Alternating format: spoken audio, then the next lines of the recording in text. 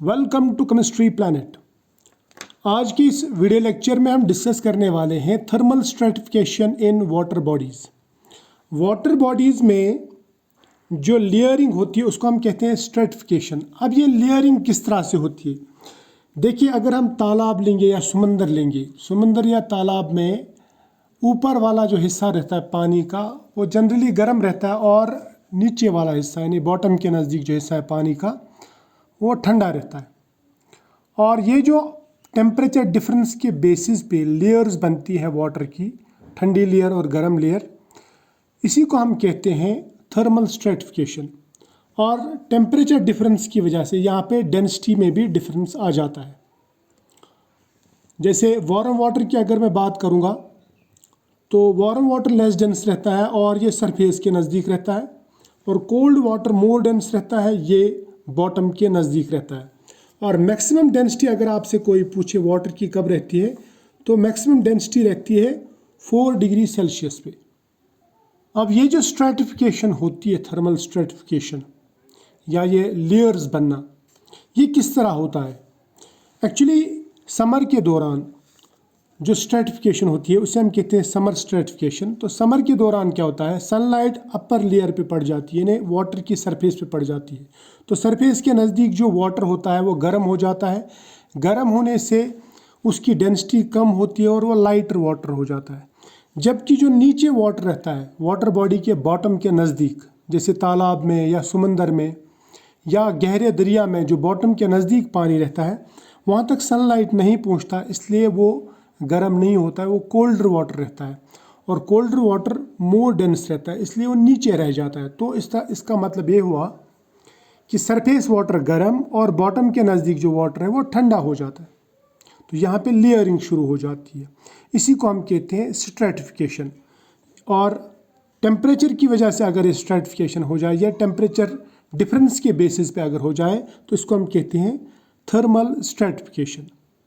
अब और एक चीज़ जो है उसे हम कहते हैं टर्नओवर। ये टर्नओवर का मतलब क्या होता है, देखिए स्नोफॉल के दौरान या स्प्रिंग्स के दौरान जब सर्दियाँ शुरू हो जाती है या गर्मी जब शुरू होती है तब मिक्सिंग ऑफ वाटर हो जाता है। कैसे, फॉर एग्जांपल जब विंटर शुरू होता है, जब स्नोफॉल शुरू होता है तो जो सरफेस का वाटर है वो कूल हो जाता है, और कूल होने की वजह से वो डेंस हो जाता है क्योंकि ऊपर टेम्परेचर कम रहता है एटमॉस्फेयर का।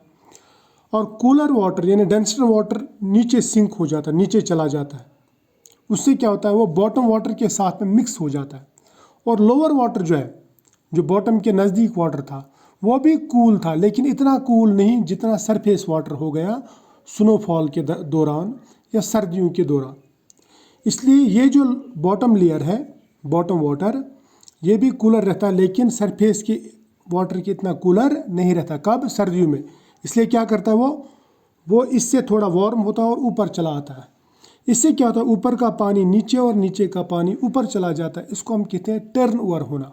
और टर्न ओवर से क्या होता है, टर्न ओवर से ये पानी जो ये मिक्स हो जाता है और इसमें जो मिनरल्स हैं या ऑक्सीजन वगैरह है वो भी मिक्स हो जाता है दोनों लेयर्स का। या मैं ये कह सकता हूँ कि इस मिक्सिंग के दौरान, इस टर्न ओवर के दौरान mixing and redistribution of oxygen और न्यूट्रेंट्स हो जाता है इस टर्न ओवर के दौरान।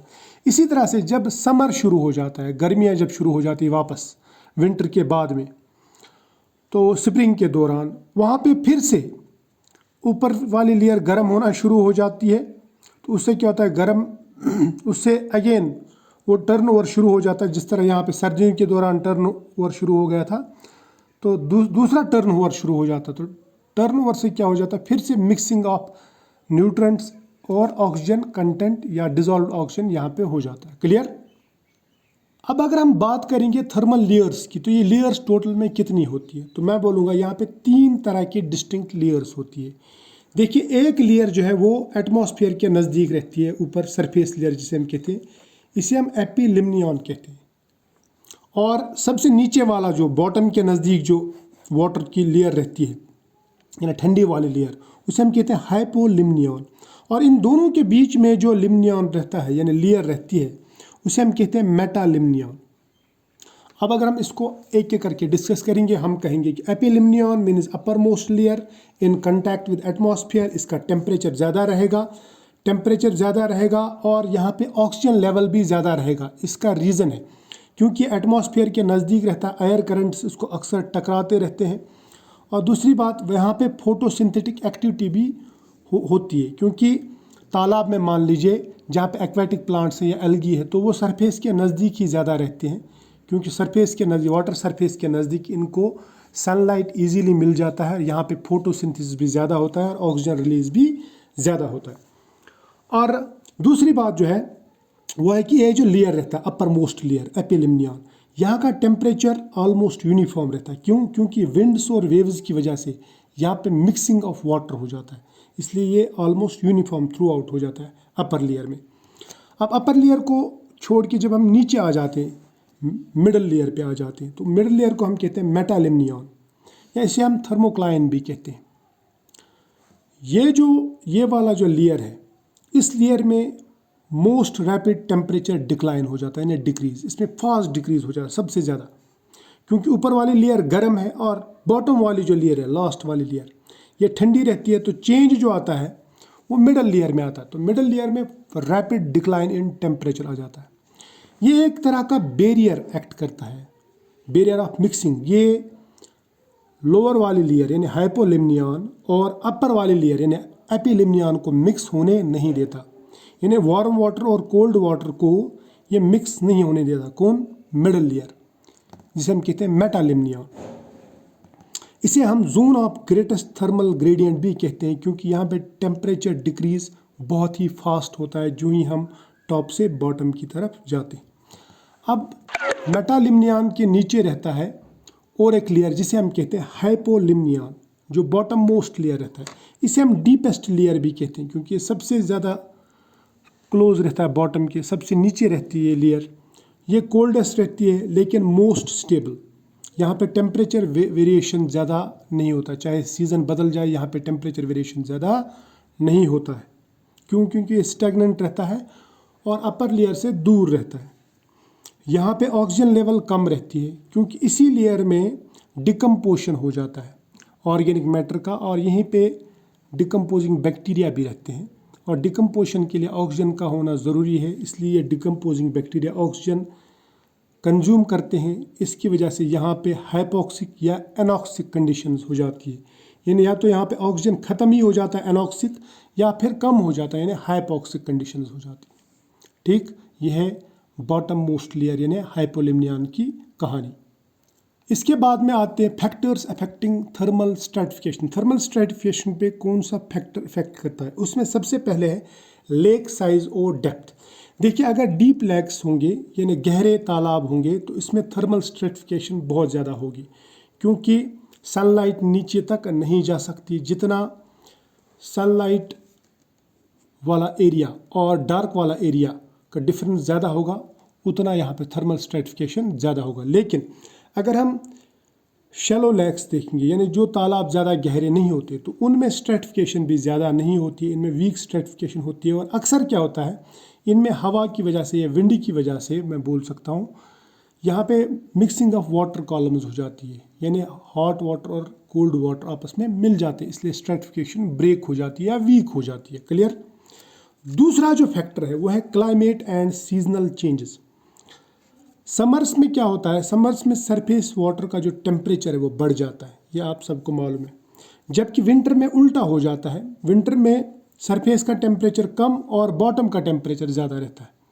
जबकि स्प्रिंग और फॉल के दौरान, ठीक है, यानी सर्दी जब शुरू होती है, स्नोफॉल जब शुरू होता है, और जब बाहर शुरू हो जाती है, मैं बोलूँ गर्मियों का मौसम जब शुरू होता है, तो इन दो सीजन्स में टर्न ओवर हो जाता है, यानी mixing of waters. Bottom layer surface में, बॉटम वाटर सरफेस पे जाता है और सरफेस वाटर बॉटम पे चला जाता है।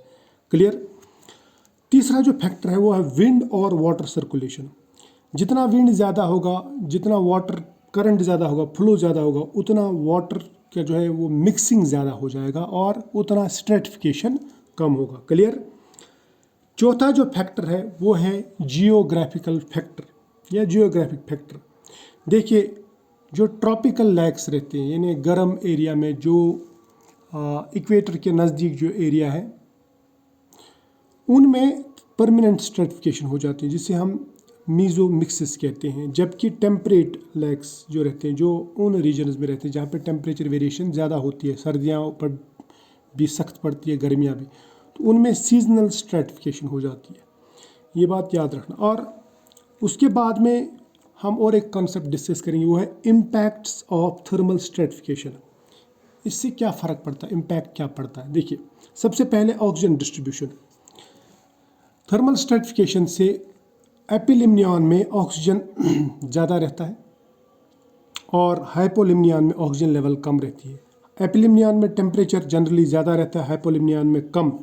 और एपिलिम्नियन में फिशेस और एरोबिक ऑर्गेनिजम्स ज़्यादा रहते हैं क्योंकि यहाँ पे ऑक्सीजन ज़्यादा रहता है। जबकि हाइपोलिम्नियन में एनारोबिक बैक्टीरिया की जो क्वांटिटी है वो ज़्यादा हो जाती है। ये है ऑक्सीजन डिस्ट्रीब्यूशन का रोल, ठीक है। यानी ऑक्सीजन डिस्ट्रीब्यूशन पे थर्मल स्ट्रेटिफिकेशन का असर पड़ता है। दूसरा जो इम्पैक्ट है वो न्यूट्रेंट साइक्लिंग। देखिए, जो फॉस्फोरस और नाइट्रोजन रहते हैं वो जनरली ट्रैप होते हैं कहाँ पे, हाइपोलिम्नियन में। और टर्नओवर के दौरान यहाँ पे मिक्सिंग ऑफ न्यूट्रेंट्स हो सकता है, यानी बॉटम से टॉप पे ये जो न्यूट्रेंट्स वो आ जाते हैं। और ये कब हो जाते हैं, टर्नओवर के दौरान। और टर्नओवर कब होता है, ये फॉल और स्प्रिंग के दौरान होता है। तो इन दो सीजन्स में आप देखेंगे कि जब न्यूट्रेंट्स ऊपर आ जाते हैं तो यहाँ पे बायोलॉजिकल एक्टिविटी इंक्रीज हो जाती है। इसे हम कहते हैं बर्स्ट ऑफ बायोलॉजिकल एक्टिविटी, और जिसकी वजह से एल्गल ब्लूम्स या यूट्रॉफिकेशन हो जाती है। और स्पेशली ये कब होता है, ये उन जगहों पे होता है जहाँ पे न्यूट्रेंट रिच वाटर रहता है, for example nutrient rich lakhs में। उन जगहों पे जो स्प्रिंग और जो फॉल है, इन दो सीजन्स में एल्गल ब्लूम और यूट्रॉफिकेशन हो जाती है because of mixing of nutrients. और तीसरा जो फैक्टर है वो है वाटर क्वालिटी एंड मैनेजमेंट। देखिए, अगर प्रोलॉन्ग्ड एनॉक्सिया हुआ, जैसे बॉटम पे हो जाता है, तो उससे क्या होता है, उससे जो माइक्रो ऑर्गेनिज्म है उनकी तादाद जब बढ़ जाती है, जो एनारोबिक माइक्रो ऑर्गेनिज्म है, तो सेडिमेंट्स पे अटैक करते हैं और सेडिमेंट्स से हैवी मेटल्स और बाकी जो मिनरल्स हैं वो रिलीज़ हो जाते हैं, वो वाटर के साथ मिक्स हो जाते हैं, डिज़ोल्व हो जाते हैं। उससे वाटर में हेवी मेटल्स और बाकी पोल्यूटेंट्स की तादाद बढ़ जाती है और इसकी वजह से वाटर ट्रीटमेंट थोड़ा सा मुश्किल हो जाता है, यानी वाटर प्यूरिफिकेशन हमारे लिए मुश्किल हो जाता है। अब थर्मल जो स्ट्रेटिफिकेशन है ये डिफरेंट वाटर बॉडीज़ में कैसे होता है वो हम देखेंगे। सबसे पहले बात करेंगे ओशंस की, यानी समंदर गहरे रहते हैं, इसलिए यहाँ पे थर्मल स्ट्रेटिफिकेशन भी लार्ज रहता है क्योंकि टॉप लेयर पे सनलाइट पड़ती है जबकि बॉटम तक सनलाइट नहीं पहुँच सकती। तो टॉप लेयर वार्म रहता है जबकि बॉटम लेयर कोल्डर रहता है। तो जितना गहरा पानी उतना थर्मल स्ट्रेटिफिकेशन ज़्यादा। इसी तरह से रिजर्वायर्स और आर्टिफिशियल लैक्स की अगर हम बात करेंगे, यहाँ पे भी थर्मल स्ट्रेटिफिकेशन हमें देखने को मिलता है, खासकर उन आर्टिफिशियल लैक्स या रिजर्वायर्स में जहाँ पे बॉटम पे वाटर रुका हुआ रहता है। तो उस केस में क्या होता है, ऑक्सीजन लेवल वहाँ पे कम हो जाती है, बॉटम स्टैग्नेंट रहता है, तो वहाँ पे परमानेंट स्ट्रेटिफिकेशन हो जाती है, थर्मल स्ट्रेटिफिकेशन। ऑक्सीजन लेवल कम हो जाता है तो उसकी वजह से माइक्रो ऑर्गेनिजम्स जो एनारोबिक बैक्टीरिया है वो बढ़ जाते हैं और ये वाटर मैनेजमेंट के लिए एक चैलेंज बन जाता है। अब अगर हम बात करेंगे तीसरा रिवर्स की, रिवर्स में हमारे पास दो तरह के रिवर्स हैं। एक है जो पत्थरों के बीच में से बहते हैं, फास्ट फ्लोइंग रिवर्स हैं, तो उनमें कंटिन्यूस फ्लो होता है, इसलिए वहाँ पे थर्मल स्ट्रेटिफिकेशन ज़्यादा एफिशिएंट नहीं होता, या मैं बोल सकता हूँ वहाँ पे लार्ज थर्मल स्ट्रेटिफिकेशन नहीं होता। लेकिन जहाँ पे स्लो मूविंग वाटर है या डैम सेक्शन जो आता है किसी रिवर का, तो वहाँ पे आप टेम्परेचर डिफरेंस देखेंगे, वहाँ पे आप ऊपर वाली लेयर गर्म और नीचे वाली लेयर सर्द देखेंगे, तो वहाँ पे थर्मल स्ट्रेटिफिकेशन हो ही जाता है, जिसे हम कहते हैं कि वहाँ पे एक लोकलाइज्ड स्ट्रेटिफिकेशन हो जाता है। तो ये था थर्मल स्ट्रेटिफिकेशन का कॉन्सेप्ट और इसके इफ़ेक्ट्स, इसके इम्पैक्ट, उसके बाद में कौन से वाटर बॉडीज़ में किस तरह का वाटर ये थर्मल स्ट्रेटिफिकेशन हो जाता है। तो मैंने कोशिश की पूरा आपको बताने की, तो फिर भी हो सकता है कुछ रह भी गया हो, लेकिन एग्ज़ाम के लिए काफ़ी है। Wish you all the best, मिलेंगे नेक्स्ट वीडियो में।